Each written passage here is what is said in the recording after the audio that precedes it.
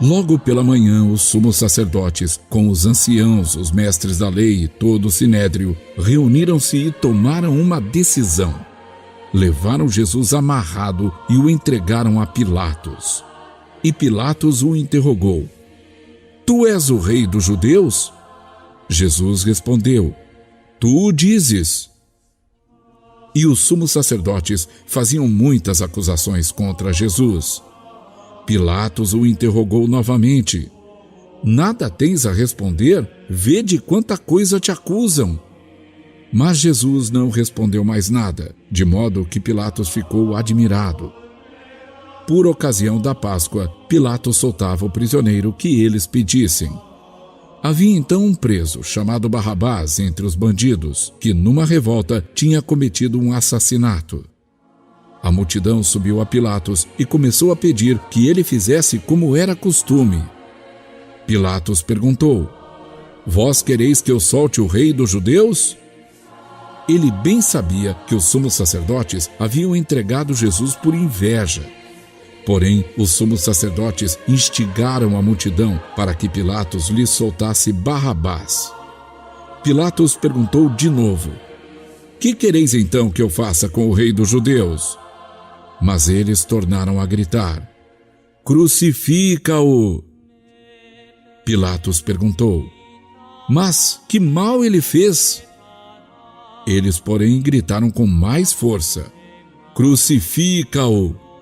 Pilatos, querendo satisfazer a multidão, soltou Barrabás, mandou flagelar Jesus e o entregou para ser crucificado. Então, os soldados o levaram para dentro do palácio, isto é, o pretório, e convocaram toda a tropa. Vestiram Jesus com um manto vermelho, teceram uma coroa de espinhos e a puseram em sua cabeça. E começaram a saudá-lo: Salve o rei dos judeus! Batiam-lhe na cabeça com uma vara, cuspiam nele e, dobrando os joelhos, prostravam-se diante dele.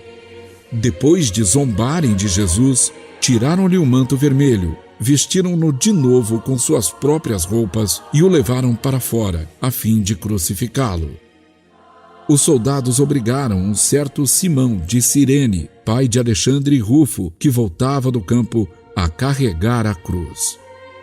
Levaram Jesus para o lugar chamado Gólgota, que quer dizer Calvário. Deram-lhe vinho misturado com mirra, mas ele não tomou. Então o crucificaram e repartiram as suas roupas, tirando a sorte, para ver que parte caberia a cada um. Eram 9h da manhã, quando o crucificaram. E ali estava uma inscrição com o motivo da sua condenação: O Rei dos Judeus. Com Jesus foram crucificados 2 ladrões, um à direita e outro à esquerda. Os que por ali passavam o insultavam, balançando a cabeça e dizendo: Ah, tu que destróis o templo e o reconstrói em 3 dias, salva-te a ti mesmo, descendo da cruz.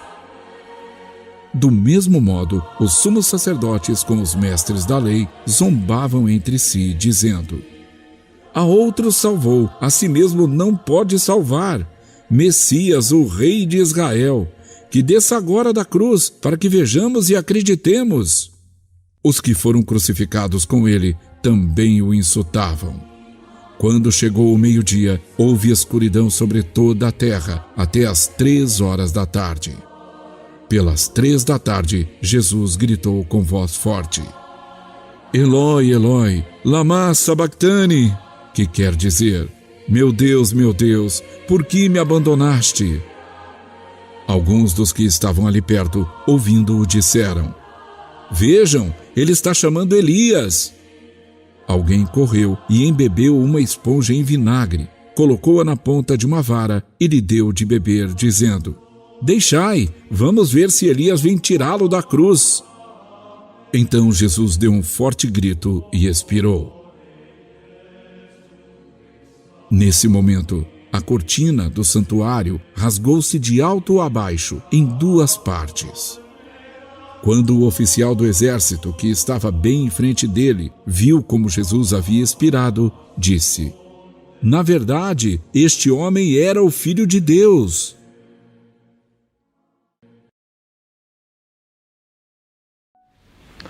Shalom! Com o Domingo de Ramos, iniciamos a Semana Santa, tempo do silêncio, tempo da contemplação.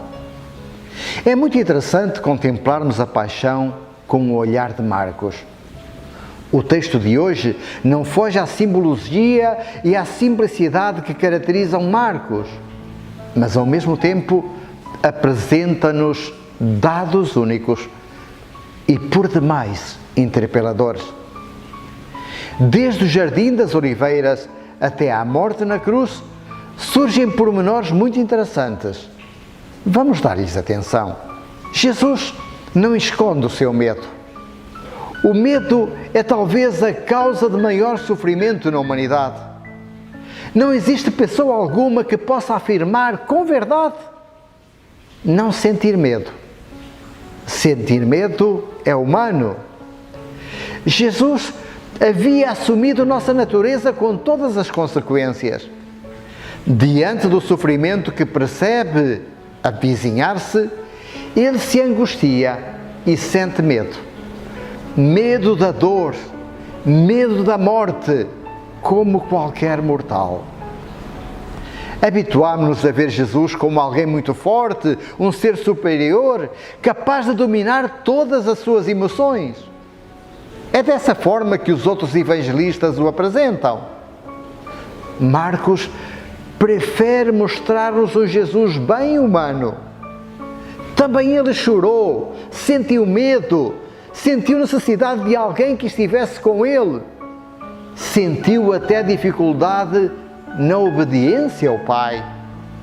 Sentiu-se fraco como qualquer ser humano diante da morte. Os sentimentos não dependem de nós, são involuntários. Temos o direito de o sentir, só não podemos permitir que nos dominem. A fraqueza, a dor, fazem com que Jesus se aproxime mais do coração do Pai, com quem fala de uma forma absolutamente confiante. Chama-o de Abá, que em aramaico significa papai, papá, como só as crianças sabem dizer. Interessante que somente Marcos percebe esta ternura de Jesus com Deus, neste momento tão doloroso quanto dramático. Fala-lhe abertamente, implora que reconsidere a situação. Será que é mesmo necessário passar por tanta dor? Tudo te é possível. Afasta de mim este cálice. Porém, a sua obediência ao projeto do Pai é total. Mas não se faça o que eu quero, mas o que tu queres. A missão está acima dos medos. A confiança no Pai não acontece apenas nos momentos agradáveis, quando tudo corre bem. É sobretudo nos momentos difíceis, da dor mais intensa, que a confiança se revela.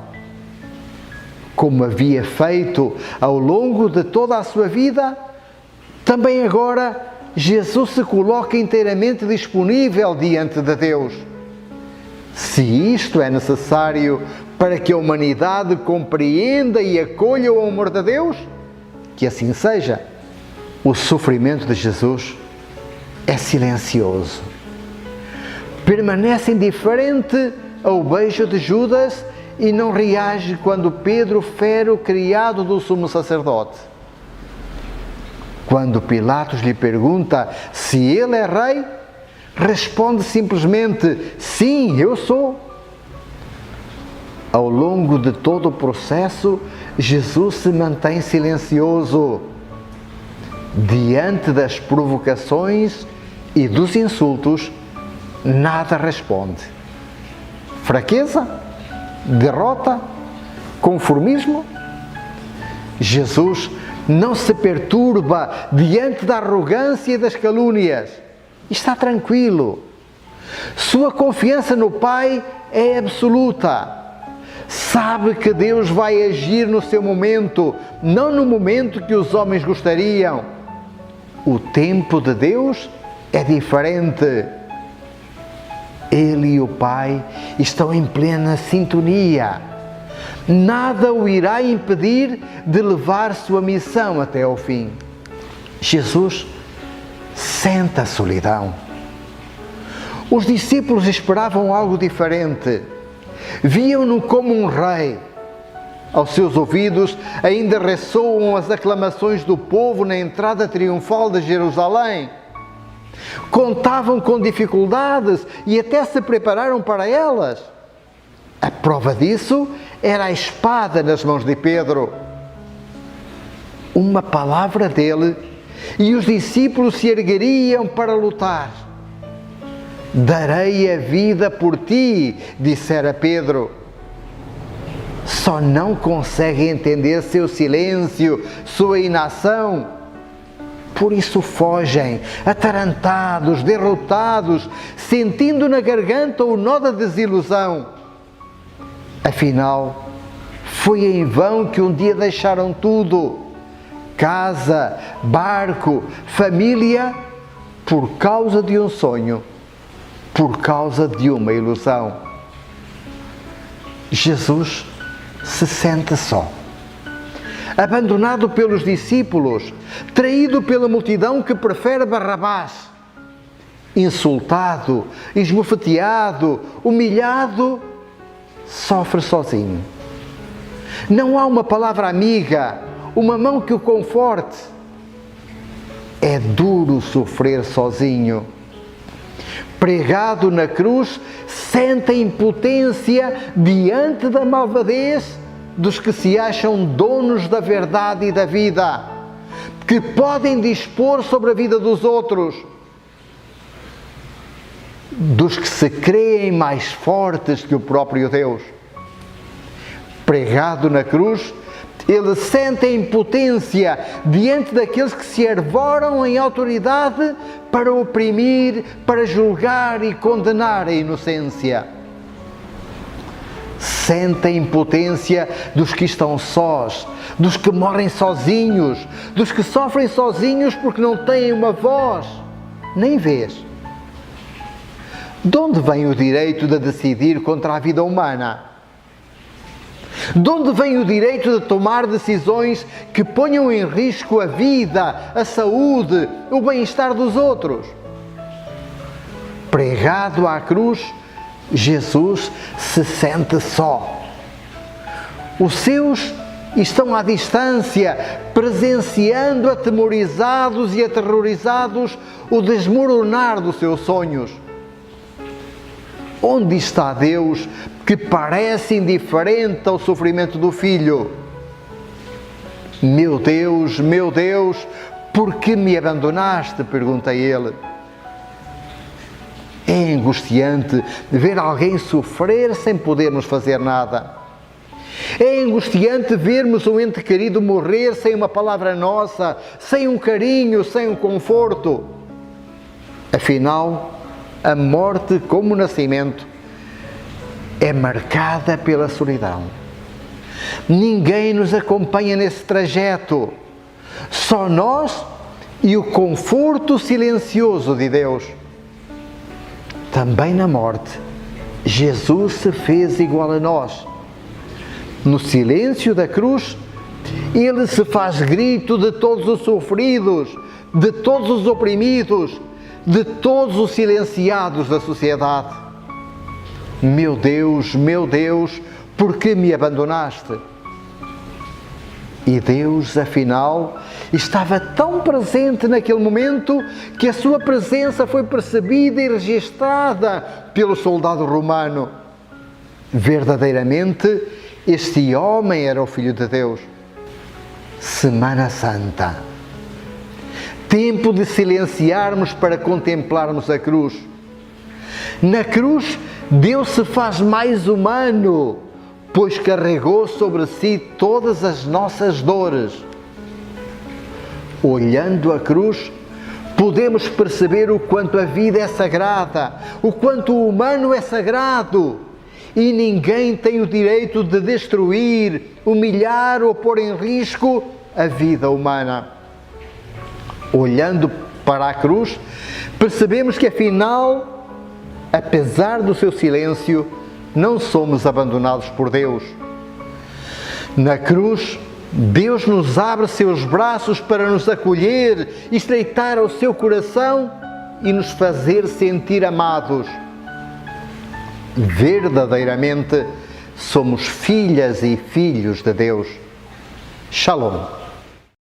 Eles hão de ver e hão de vir, hão de vir e hão de ver coisas de transformação.